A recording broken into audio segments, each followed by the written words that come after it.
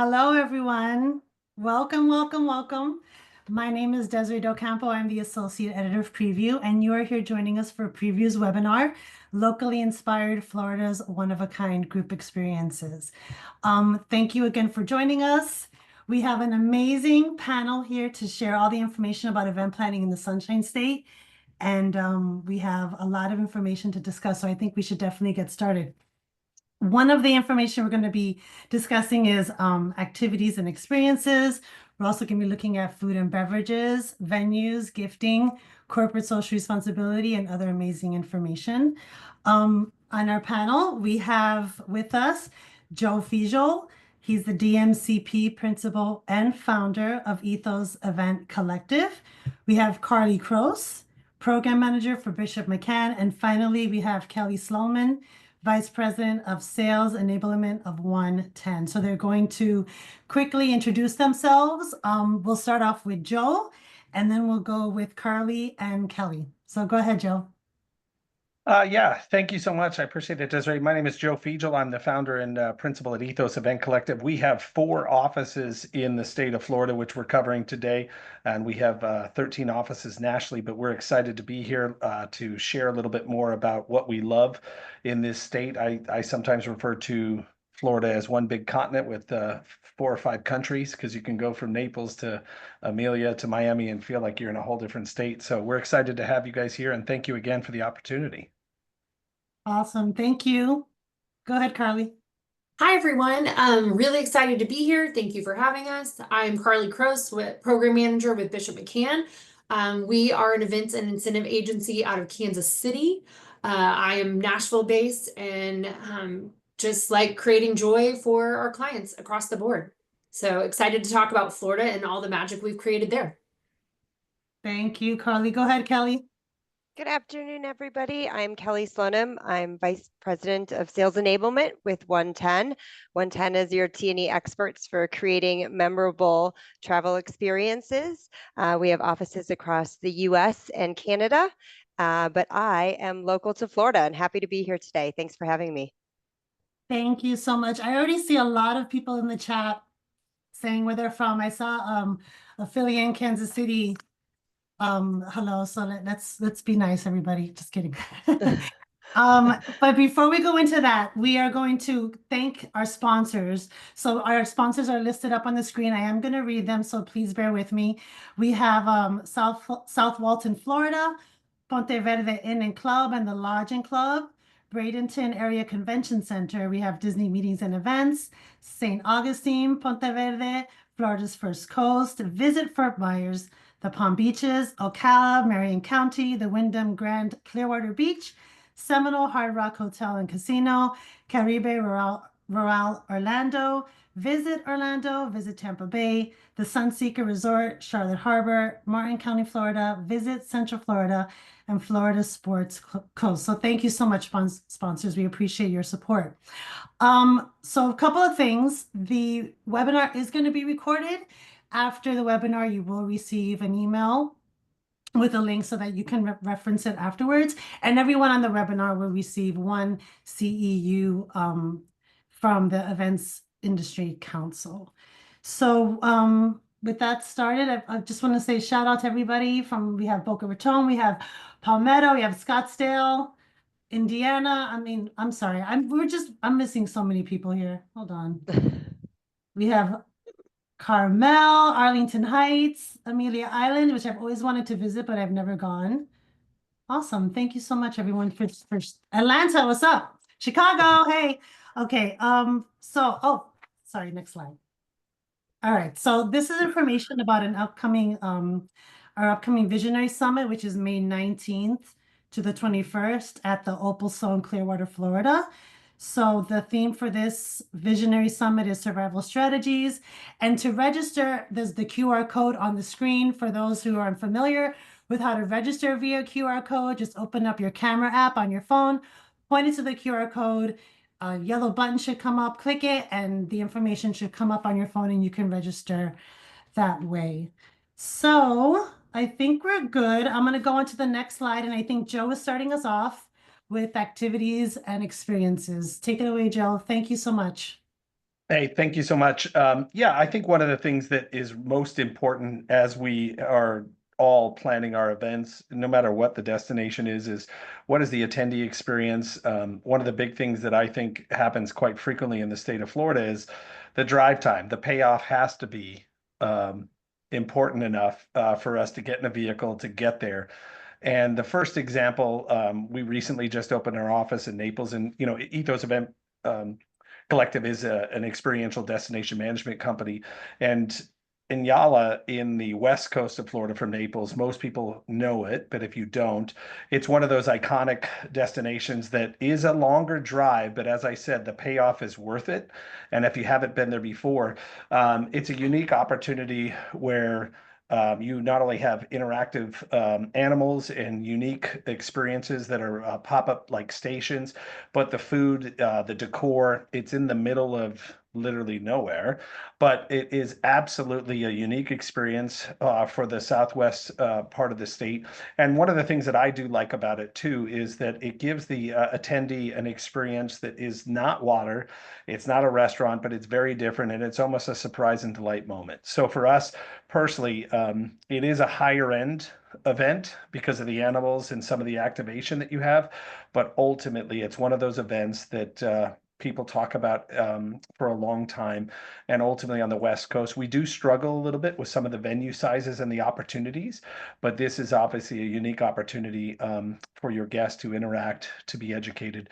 And they're even doing some stuff during the day now too. At night, it's really gorgeous uplit. But Anyala is an experience in Naples that we do on the West Coast. We're really excited about and just wanted to kind of feature a little bit in this opportunity. Thank you so much, Joe. All right, I'm going on to the next slide. And if anyone please has a question, please put your question in the chat and we'll get to you right away.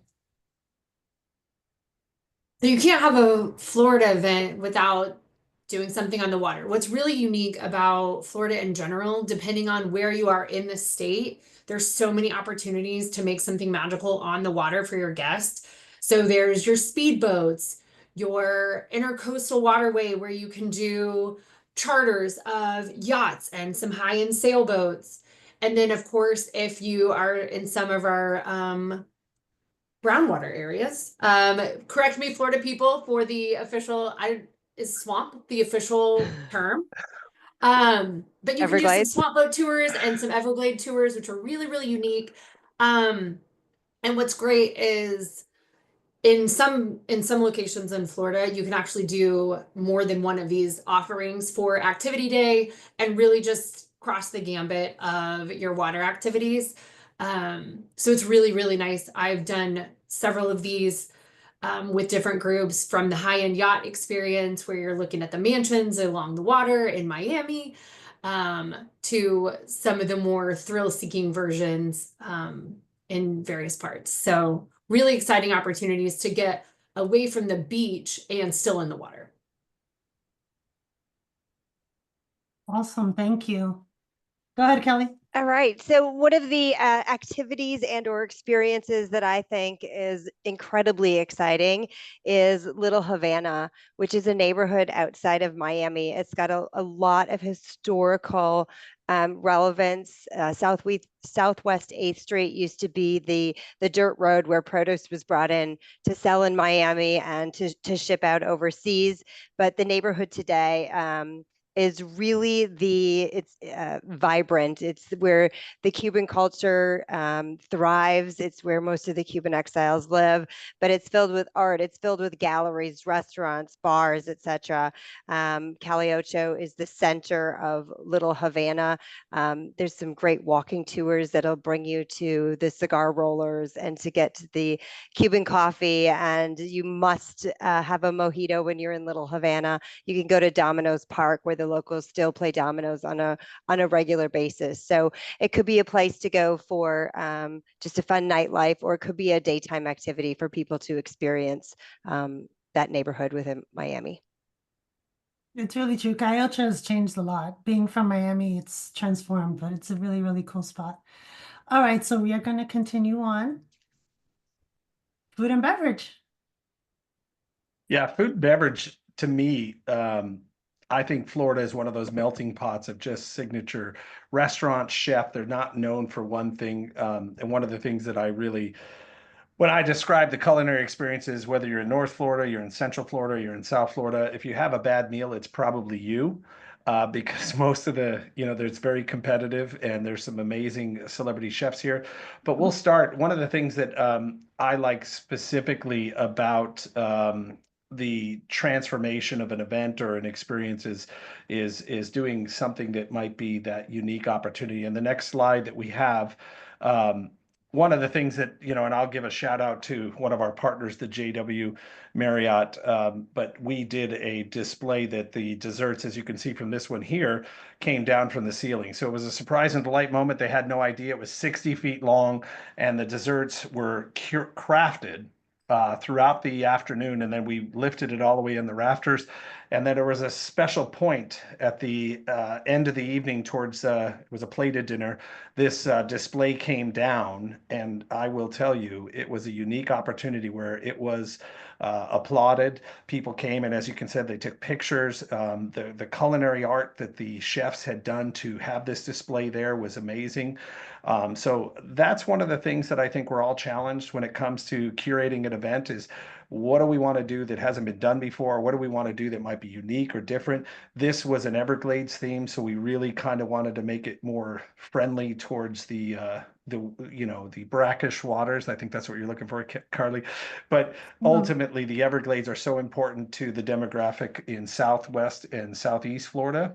It provides a lot of natural resources for all the communities in both of those areas. And so that's a unique offering that I believe is really transforming an event and something that everyone's looking to do. So that is what we kind of called out here in this slide that you see here. It's beautiful. Thank you so much, Joe.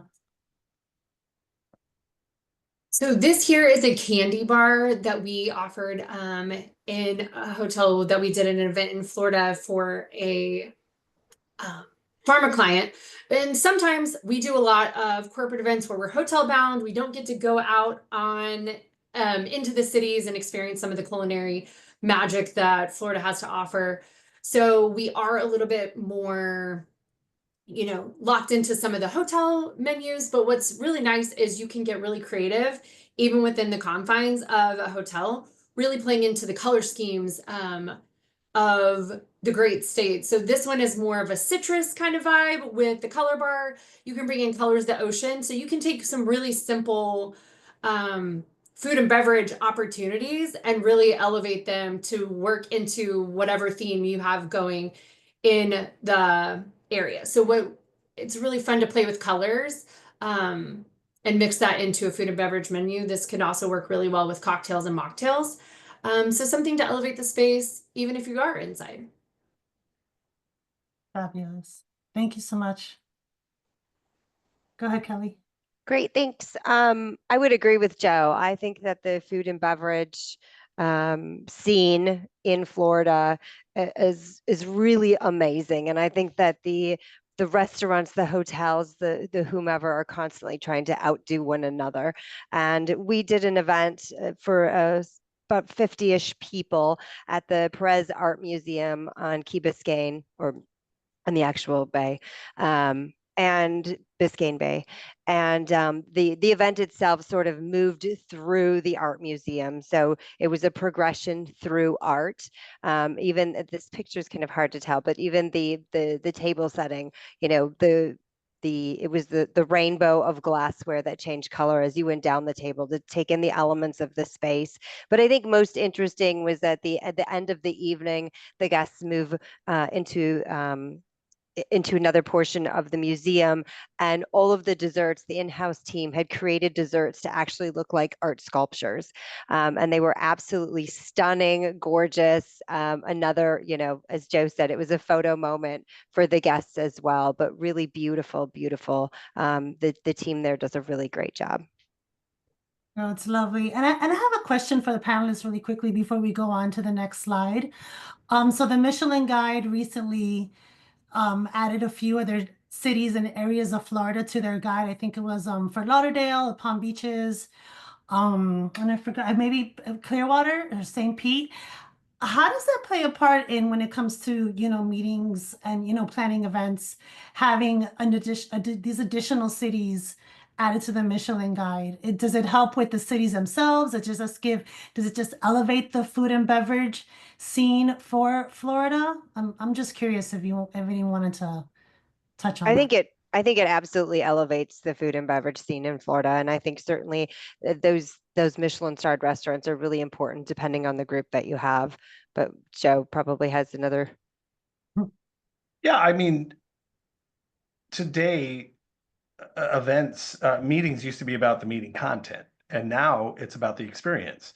And so whether it's the color scheme that Carly was talking about, whether it's a display coming down from the ceiling, but I also think everybody with Food Network, how we design and curate food, sustainability, um, having celebrity chefs. I mean, Miami has Lorena Garcia, Michelle Bernstein. I mean, there's numerous well-known, nationally recognized chefs that live local.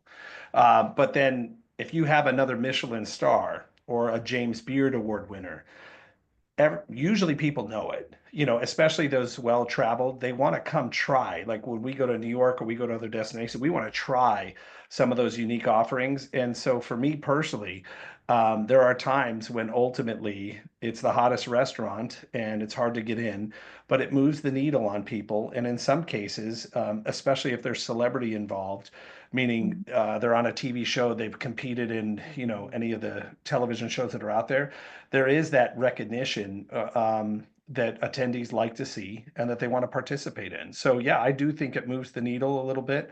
Mhm. And I've had, we have a tour that we do that's kind of instead of a dine around, we call it a dive around. And so these are the ones that do not have any linens, but the food is amazing. And ultimately, there's a lot of people who want to do that. They want to experience something that's unique and local. And that's really what separates it. So I would say yes, for sure, it moves the needle on people's emotion and what they want to do. And it has, I mean, 10 years ago, we weren't doing food tours. Mhm. Food tours are everything now. And so they're a big part of curating those activities and events, no matter what city you're in. Absolutely. Absolutely. Agree with Joe on that. We're seeing a rise in food tours, especially localized ones and not your standard canned tourist stops, but really local, authentic food tours. And then also interactive cooking experiences. So cooking classes, the chop chefs. So when you do have that more elevated Michelin level presence in your area, I think that helps really drive interest into those activity offerings as well. Yeah. Well, we have a chef who's a James Beard Award winner. His name's Douglas Rodriguez. He's known for ceviche. He's won the James Beard twice. We do a fishing excursion for those groups who can afford it because it's a higher end event. And when they come off the dock, we're learning how to not only clean the fish, but create ceviche right there on the pier. Wow. Those are the attendee experiences that you can't do. No offense to Iowa or Ohio or wherever, but that's what's unique about being around a body of water in Mhm. Florida, and then having these celebrity chefs not just doing a fishing, but a fishing on steroids. And the unique education that could come from that, I think, is what makes it something that people remember and they talk about. And that's what elevates the bar and creates return on those meetings. Awesome. Awesome. Thank you so much for all your insight. All right, moving on. So we're going to go into venues. Go ahead, Joe. You're up. I know there's people who are like, really, Joe?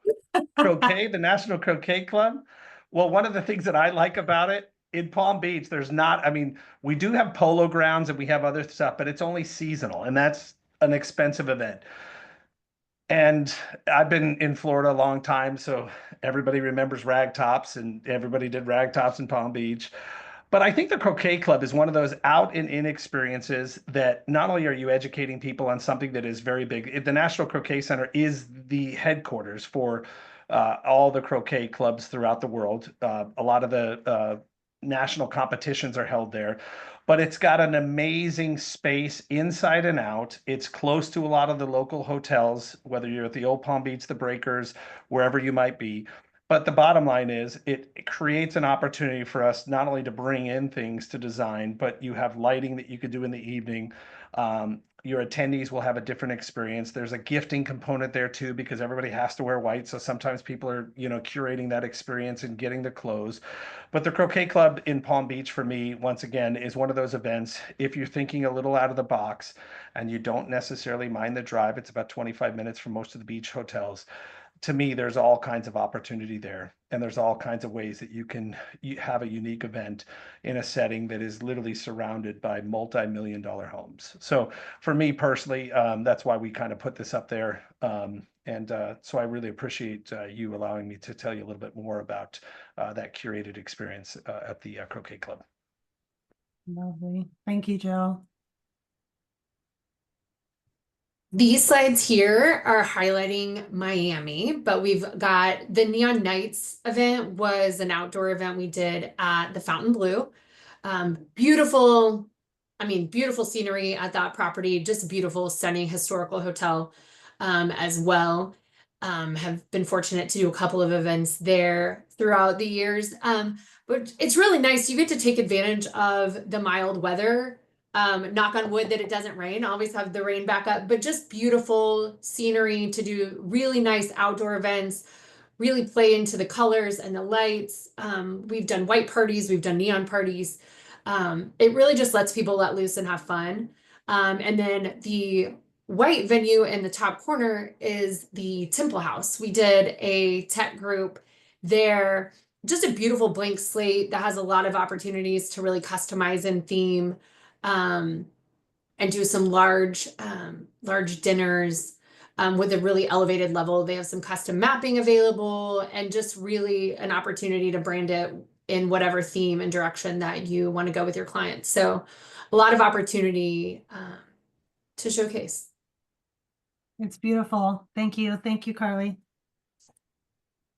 Kelly, you're up. Yeah, so I'm highlighting an iconic spot in Miami, Nikki Beach, which Nikki Beach has cachet around the globe at this point, but it was really started in Miami Beach. It's a food place, it's an art place, it's a nightclub. I mean, it really sort of has everything, and highlighting it because everything is there. This is a great venue to use because you can stretch your budget in other ways. We did an event here. It was for a European group, so it had that global cachet of Nikki Beach and going to the original. But we were able to use all of their existing seating. We were able to use their lighting. We were able to use their music and DJ. So it really stretches the budget. We were able to bring in some fire dancers to add to the evening. We brought in some hot pink, Miami big letters so people could do their photos with it and that sort of thing. But Nikki Beach is a great place for an event. It's really, really cool. So for Nikki Beach specifically, Kelly, and you just mentioned that you were able to use their lighting, their DJ. Is it, how beneficial is that overall when planning to have the resources offered by the event versus trying to bring in, outside vendors to take care of the event for you? I think from a budget standpoint, it's really significant. And just from a logistical standpoint, we didn't need additional time for production to come in or close down the venue for a longer period. Those elements were already there. Of course. Awesome. And of course, if anyone has questions, please leave your questions in the chat. That's how we're recognizing questions. So, feel free to drop a line on us there.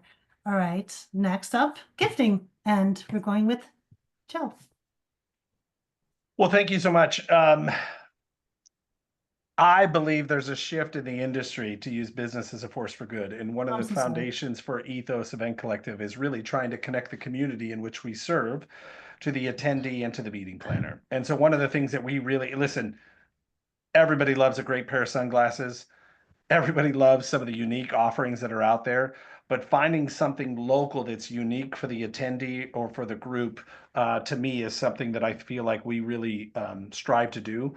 And it really starts with the why. Why are you coming? So this example we gave here in Amelia island. We are the only DMC who has an office on the island and servicing the 2 resorts that are there. It gives us an opportunity to tell the story of the community and what's important there. And so in this specific slide here, you can see that we are curating more local gifts that are obviously supporting local businesses. In some cases, there's local charity giving involved in some of the gifting. But ultimately, what we have seen is the return on that spend, having something delivered that's local. And the other thing that I would challenge you to from a gifting perspective is how do you incorporate that into your event? Not just have it when they check in at the registration, but throughout the event, there's a surprise and delight moment. And maybe it's on the second night, maybe it's on the third day. But the bottom line is you're kind of mixing it up a little bit when they least expect to get a gift. It's part of an event. It's a pop-up activation station. And in my opinion, that really elevates the overall experience to the attendee. It gives them a chance, even if they don't get a chance to go to downtown Fernandina or anywhere else, they'll get to a chance to experience a local business and something unique. And usually they'll call after they get home and they'll order another one. And that's usually what happens because we hear it quite a bit from some of our local businesses that that we're using and that we partner with, because there's just a return on that and it just keeps reoccurring. So that is why we wanted to focus on this. Amelia Island is one of those destinations that is unique. And ultimately there's a lot of opportunity there, and we try to really use that local approach. Beautiful. Thank you so much, Joe. All right, Carly. So this is actually a wet bag for wet swimsuits, or you can use it for dirty laundry when you're packing up, but we actually used branded wet bags as our pre-mailer. So we're seeing a big pickup in sustainability and also multi-purpose in gifting. Let's be honest, our industry, we get a lot of swag, and the things that you hang on to are the things that you actually use. So what was really nice about this is they do come in a million different options, but they're easily brandable, they're flat and easy to ship. We actually packed all of their pre-event materials, luggage tags, some of their welcome letters inside the branded wet bag and sent that out as their pre-mailer. So then they already had something to pack with them. It was branded, and it's something that they can use and continue to reuse, versus branded folder or a lot of the boxes, which are all beautiful, but this was something really unique that they could take with them. So something different. Thank you. All right, Kelly. Yep. So with Florida averages 230 to 255 days of sunshine. So we want to make sure we're taking care of our folks when they're coming to visit us. And so this was a gifting boutique where they were able to select multiple things, including the Ulukai sandals that is popular with everybody. But the upper left picture is the Wallaroo hat. And these are made with UV radiation blocking materials. And the company has a mission to help eliminate the threat of skin cancer. So it also has an educational component with it as well. So really important. Thank you. We do have a question from Pamela. Maybe we can address that now. She said, did you have a good rate of people following through and remembering to bring the swag to the event? I'd say on my guess, since we did it as a pre-mailer, it was a pretty mixed bag. I will say the ladies tend to bring it more often than the men did for this particular group. But we definitely saw quite a few of our branded pieces on site for that event. Thank you. We also have another question from Harriet. Do you have sample budgets for these venues anyone would be willing to share, either here or offline, for those of us that are fairly new to the industry? Sample budgets? Yes, that's just yes. Do you have sample budgets for these venues? Well, yeah. I'll just say this. I'll use what Carly, the Temple House is an example where you can go into a venue that's got a lot of it. Actually, Kelly, similar to Nikki Beach. Mm-hmm. There's an existing setup that's already there that you don't have to bring in a tremendous amount depending upon what you're doing. Okay, so that number one helps with the budget. But the one thing that I really try to educate most people that we work with locally is if you're at a restaurant, they're going to make the money from you or if they're open. And so if you're displacing any revenue, especially on a Thursday, Friday, or Saturday night, you're not going to get a deal. And so, in my opinion, finding a venue, and I know everybody loves to do dine arounds, but using that spend of 400 people versus 40 is much different at a venue than it would be at a restaurant. And so, in keeping those things in mind, a budget, that's why I say a restaurant will probably be just as much as maybe a venue if you're doing it the right way and thinking about what do they have and what do we need to bring in. Even though you don't need to bring a lot in a restaurant, most people at a restaurant on a Friday night, especially in Miami Beach, and one thing I will share with you, there's a 25 to 28% gratuity, a 13% tax before you even order anything. And that can really affect your budget. So that would be my advice is what else is there that's included that I don't need to bring in? I mean, don't you think, Kelly? Like that's like, Yeah, I would agree. That's a tough question to answer. Yeah. Yeah. We have another question. It says, Florida is such a diverse destination. Have any of the panelists ever organized multi-destination events leveraging the Brightline? If so, how did you program the Brightline trip to make it part of the overall experience?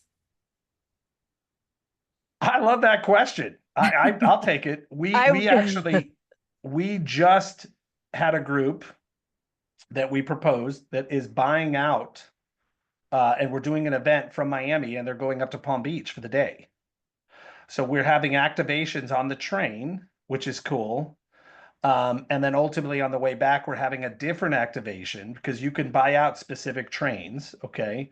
And then if you work with a Brightline, I mean, you can't bring in like an enormous amount, but we're going to have some pop-up surprise and delight entertainment, some other things, and the activity because it's specific for this client.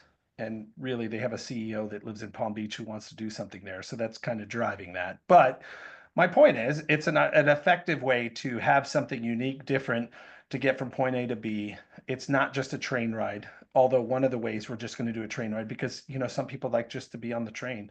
But yes, we are absolutely using that. And we are also seeing that in site inspections. We're having people who, you know, when people shop the state of Florida, they may start in Amelia and then end up in Naples or vice versa, Orlando to Miami. But it's a great way to get from point A to B without having to go to the airport, with having to drive on the turnpike, and you could still work. So the Brightline is changing the way that it connects our offices, but the way that people do business. Yeah, I was just going to say Brightline's fairly new for Florida, at least going all the way up to Orlando now. So I think it's a game changer from those pre-post extensions, right? Especially when you've got global people coming in, whether it's for a conference in Orlando who wants to pre and post extend in Miami. It's a great inexpensive way for them to get to and from. Yeah, and I think the update too is by the end of 26, it'll be completed in Tampa, and then I think late 27, it'll be connecting Jacksonville. And so Patrick Goddard is the CEO. He's a good friend of mine, but he started his career at Hard Rock in Orlando at the Hard Rock Universal property. So he's been in hospitality his whole life. But I'm just telling you, it is a unique offering for some attendees. And I would agree with what you said, Kelly. There's a lot of pre and post, especially on the international clientele coming into Miami that are going up for a day or two after the meeting, heading up to Orlando. Fabulous. Thank you so much. All right, moving on. Corporate social responsibility and giving back. Yes. Go ahead, Joe. Thank you so much. So one of the unique offerings that Ethos does in general is 1% of our profit goes to our local charities, and we do a lot of CSR. My belief is CSR, and that's how I founded the company in 2021. We founded Ethos Event Collective because we have to give back. CSR, in my opinion, I'm going to challenge any planner that's on this call. It should be something that's in your budget. It should be something in your agenda that does not go away. It doesn't get moved. It's like a meal function. So for me, I think it's really important that we use the business as a force for good. I love when people say they want to do a beach cleanup because ultimately the beaches are what make the money in South Florida. And so every morning at like 6 in the morning, there's tractors and trailers cleaning up the beach. So there's not a lot of beach cleanup, but we do need restoration. And that's why I wanted to talk about the COs and the releasing those funds to do that activity. We have storms that come through quite a bit that do end up eroding the beach, and the sea oats and the mangroves are very important to our ecosystem here. So having that opportunity to plant some of those to create an opportunity for when those storms come in, it holds the sand in place. That disruption doesn't happen. That to me is a more effective use of people's time than a beach cleanup. It still keeps people outside, but we wanted to focus on that too because the habitat around Florida with the birds and everything else really depend upon that. That's where they lay a lot of their eggs at times. So we wanted to just feature that, but also just challenge you from a CSR perspective. Please don't cut it from your budget. Lean on your DMC, lean on your event company, whoever you're working with. It's really important for the community, and there needs to be lasting effect of that meeting once the meeting ends, and that's the goal of the CSR. So thank you again for allowing me to get off my soapbox. Thanks so much, Joe. All right, moving on. We have sorry, malfunction. Go ahead, Carly. So the arts is another really good way to plug into local communities and contribute if for whatever reason your budget or your time, your agenda doesn't allow for a day or half a day way to actually get out and physically do something. Partnering with local communities, the Wynwood Walls in Miami and street art is just a big piece of urban culture. And partnering with those local artists and local communities and really giving into the arts. I've done it in a multitude of cities with a multitude of different types of and styles of artists. But the arts community in general is typically something that gets cut pretty quickly from education and city budgets. And so that's a good way to plug in and utilize not only that contribution as part of a give back to the community, but also have it multifaceted as an activation or entertainment piece of your event as well. So if we can't always be, on the beach or in the community serving from a physical aspect, it's a different, unique way to tie that give back into an event if resources are limited.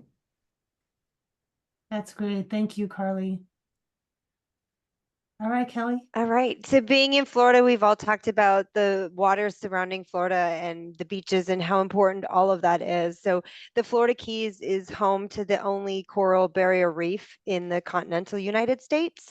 And just like the reefs around the world, there's bleaching and there's things that are happening to destroy those reefs. And I won't get into all the impacts of all of that, but a cool way to put together an activity with CSR in the Florida Keys. If you've got a program happening there, iCare and Moat Marine Lamp have partnered together, and your participants can go in and do a 1-2 hour sort of educational component, learning about the coral reefs and learning how to transplant new coral into the reefs. They do a tour of Moat and see the nursery where the coral is being grown. And this is particularly if you've got people who are free divers or scuba divers or just even snorkelers who want to watch, you can incorporate all of this. And then you actually go out to the reef, which is a short boat ride in the Keys from land, and you actually get to replant coral and rebuild those reefs. So really cool way to give back to not only the Florida Keys community, but also the coral reef that's so important to Florida. Amen to that. Thank you so much, Kelly. Pictures are very beautiful. I don't see any questions, so I think we're gonna move on. No more questions. Anyone? Actually, I did have a question about the corporate social responsibility when it comes to, and I'm just curious, when it comes to knowing or understanding which corporate responsibility event, is there any survey or any information that you gather before the event to see, if what is interest of the participants, or is it just something that contains a lot of research? Or how do you find that local organization to assist?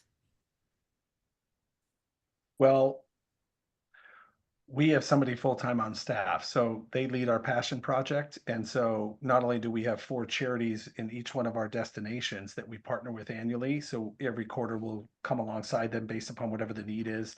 Some of our local hotel partners will join, but we also at times have our clients who are looking for, everybody knows the United Way, everybody knows the Red Cross, but there may be something local that aligns with the client's core values or who they are and what their mission is.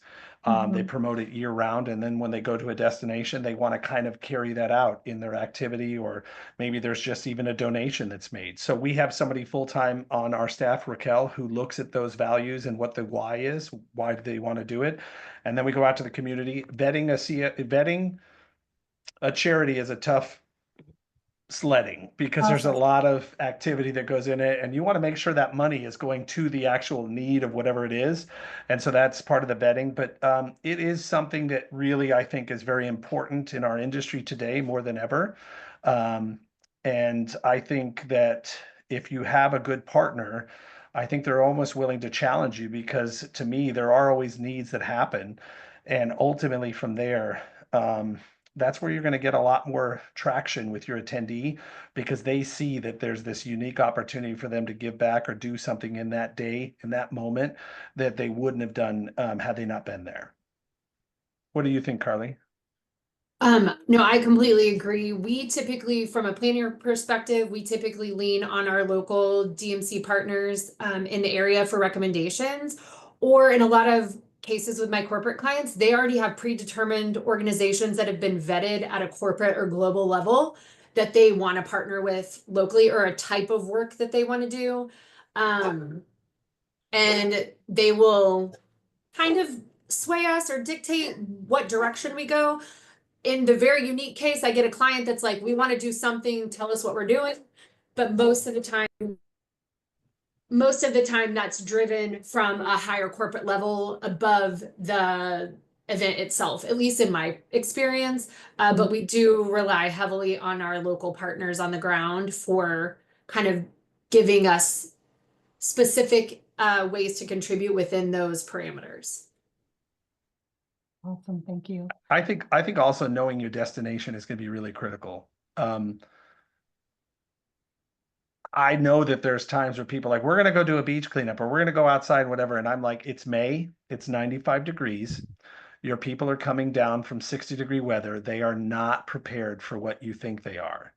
Can we rethink this? And so know where you're going and what you're doing. And just because it looks good on paper doesn't necessarily mean the attendee is going to embrace it like you do.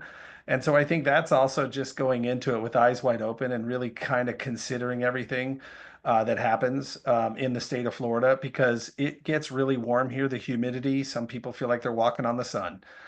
So, these are the little things that I think become big things when you plan an agenda and you plan on what you're doing. So really try to lean on that local partner to kind of give you the lay of the land, if you will. But that's one thing that I highly recommend, is just keeping that in mind. Very, very true. Thank you so much. I don't see any additional questions, but does anyone want to have any final thoughts? About Florida planning group experiences that you didn't get to touch upon? I want to end with one thing. A lot of times in the fall for Florida, people shy away because we do have some name storms that sometimes roll through. And us Floridians, like you guys up in the Northeast, we kind of just say like, well, hey, hold my drink real quick. We've got something happening here. But the state of Florida, after the hurricanes that happened in 2004, created a free insurance policy. So if you go to Visit Florida, you can log on, you can name your meeting, you can do it. And if it's a name storm and you have any disruption and any meetings move because of that disruption, there's an insurance policy that's in place that will help you in your meeting defer any of those costs that may be incurred because of the storm. It is free nugget of advice for you. Take it, use it however you want, but it's something that we pay for as an industry. And so if you're looking at the state of Florida to plan a meeting in the fall, because it's the value season, kind of, just keep that in mind. because it is something that the state of Florida offers. And I really want you guys to take advantage of it because it doesn't cost you anything. So the Visit Florida has that. If you Google it, you'll see it. And thank you again for allowing me to kind of have that free plug. You're welcome. Anyone else? Kelly? Yeah, I was just going to Yeah. say thanks for allowing me to be a part of this. This has been really fun. I would also add that Florida is so much, right? We've got the Everglades, and we've got the ocean, and we've got the Gulf, and we've got great interior spots, and there's a lot that the state of Florida has to offer. So when you're looking at Florida for your group or your function, I mean, really look at the whole state. Yeah. Very true. And just because it's a small island in North Florida like Amelia doesn't mean that it doesn't have everything that your attendee wants.